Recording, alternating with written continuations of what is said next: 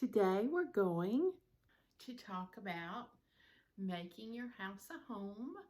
And in the last session, I think we talked about paint and window coverings and things to hang on your wall. And so today we're still talking about um, the sense of sight. And we are going to talk about um, furniture first. Um, Furniture is always such a big expense. Let's face it, it's not cheap. But um, let me tell you that older furniture to me is better furniture than the newer stuff. The newer stuff, so much of it is made so cheaply. It is particle board versus real wood, and it just doesn't have the, I don't know, the character, I guess I'm trying to say, as the older stuff. So I save money and I get my best pieces at flea markets. And I mean, I have found all my favorite pieces that I have in my house have been found at flea markets. And another good way to find furniture that is very inexpensive, and let me tell you, I have done this before. You'll be driving your car down the road and somebody will have thrown something out that they were tired of, just wanted to get rid of it. I pull over, jump out, shove it in the back of my van, and off we go. And I will tell you, your best friend when you do that is a can of spray paint. I am, and Haley too, we have crowned ourselves the spray paint queens. We'll spray paint anything. And they have so many neat spray paints now that's not just your basic gloss or flat spray paint. I mean, they have all kind of, you can do stone treatments, they even have some that supposedly looks like chalk paint, but spray paint is a fun way, an easy way to change the way an old piece of furniture looks. And another thing is that's out and it's wonderful is the chalk paint. You can find chalk paint for sale in most flea markets, and there's a couple different brands, but they are really neat. And Mimi, one of my best friends, she redid her really old, probably from 1950s, 1960s bedroom set, and she chalk painted it. And let me tell you, that turned out so pretty. I mean, so pretty. And she said it was, it really surprised her how easy it was to do. So they have chalk painting tutorials on, I think they have a whole Facebook group that's chalk paint. And it shows, how to do it, exactly how to do it, what to buy. And it comes in these little containers like this, and you would think, well, gosh, I'm going to spend a fortune to paint, a big dresser or something like that. But Mimi did say it goes a long way. It's not like regular paint. So anyway, that is a really neat furniture treatment if you find something on the side of the road that you need to redo. And also, when you're finding stuff at flea markets, it may not be just the right color for you, or it may need a lot of love and tender care. Maybe it's had a rough life. Chalk paint and spray paint is the way to go with that. So always, just don't go into a furniture store and pick out oh, I'll take this living room set and this bedroom set, and I like that dining room set. Um, to me, when you do that, everything looks matchy-matchy, and it doesn't have a lot of character. Where if you will maybe just say, okay, I found this beautiful headboard and footboard at the furniture store that I love, so I'm going to buy that. And then go to your flea markets and antique stores and stuff like that and find the other pieces for the room. In our bedroom, I have a brass headboard and footboard. We've had it forever, since, oh gosh, I can't tell you how long, but anyway, we bought that, and then on one side of the bed is a piece of furniture that I got out of my grandmother's home when she passed away. And it's just the cutest little dresser with a mirror, and I use that as my nightstand. And then on the other side of the bed is another nightstand that is a nightstand. It's light green. My dresser's white. Got my brass bed. So it's, you know, just a big mixture of pieces, but it just adds so much character to the room, and some of the pieces are meaningful and some of them just came out of the store. So, but what's funny, even though my brass bed came out of the store, that is something my grandkids cherish. So I picture when my husband and I pass away, everybody's going to want that brass bed. I mean, the grandkids are just always like, we love your bed, Keita.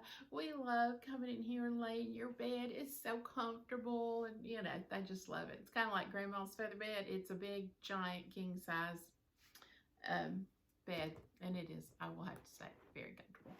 But anyway, my point is,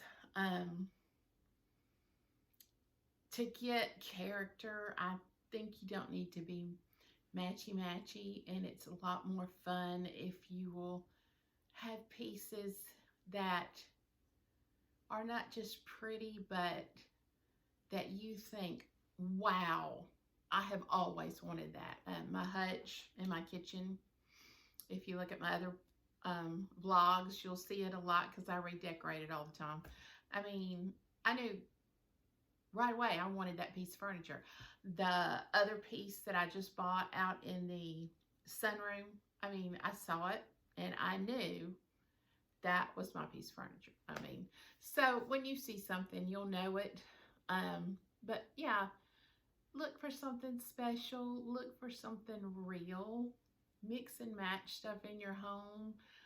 And just remember that spray paint and chalk paint are your best friends when it comes to furniture. Let's see if I covered it all. Garage sales. You can find a lot at garage sales too. Don't forget those. All right, let's talk about items that you use in your home on an everyday basis. Items, you know, like your plates, your cups, your silverware, things you use every day. I know today, in today's world, and let me tell you, I am guilty. I am guilty. We look for the most easy arrangement, you know, to fit our lifestyles. I guess what I'm trying to get at is, for instance, okay, paper plates, you know. I mean, we use paper plates a lot. And if we're having all the family over, well, of course, we break out the paper plates, the paper cups, the plastic forks and spoons and knives, and it's just easier, you know. We all know that it's just easier. We pull out a paper plate, eat off of it, throw it in the garbage, and that is one less thing we have to wash. Well, I want you to think about this. And I'll say the last dinner party I gave here, it was a birthday party. And a lot of the kids have birthdays during the same month. So I just did a huge party for everybody all at one time. And anyway, I decided I would use everything real. Real plates, real platters, beautiful tea pitchers, just everything it was real. I don't think there was, maybe except for the napkins, but they weren't paper towels. So they were real pretty napkins. But everything looked and felt so special. I mean, it was just a totally different vibe than if I would have put the paper plates on the bar and said, y'all line up and fix your plate and go sit down. It was really special. I mean, I had the center of the table decorated. I have a lot of pretty platters, and all my pretty dishware. I had real glasses, and it was just really special. So what I'm getting at is, it's nice to use real stuff at least once a week, y'all. At least once a week. Set your table. Use glass plates. Use real glasses. And it's great for your kids too, because I know when we used to do it when the kids were growing up, I mean, they would get all like, wow, this is awesome. They'd get excited because we were having our special dinner or our pretty dinner. And so it would be great if everybody would kind of go back to those days when people did use real stuff. And, a lot of people are afraid to use their real glass plates, especially with children, or their beautiful glass cups with children, because they are afraid, oh, they'll get broke. I don't want to use them. They'll get broke. Well, what good are they sitting in your cabinet, Get them out and enjoy them. And I'm telling you, it is an experience when you do that. It just makes it makes home that much more special. And it makes your family feel special when you do that. And when dinner's over, I know you're thinking, well, gosh, I'll do that, and the dinner's over, and then I've got to clean up this big mess.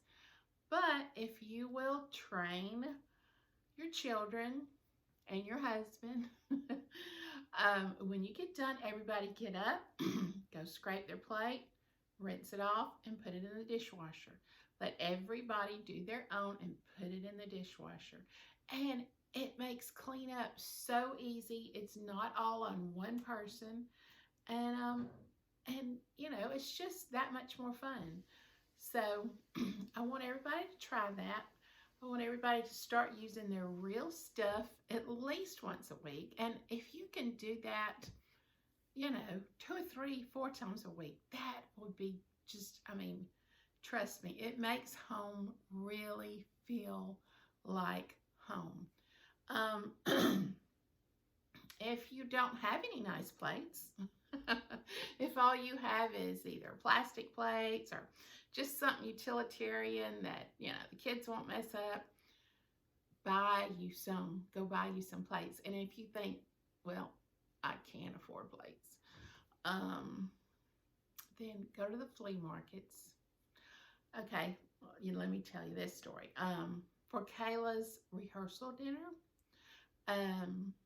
her husband's mother and sisters did it. And oh, it was beautiful, y'all. It was so beautiful. And what they had done, excuse me, was buy plates from flea markets, just all different, none of them matched They were all different, and they were old, and they were so pretty. I mean, I just had a fit over it. And that's what they set the table with. And I mean, how much fun was that?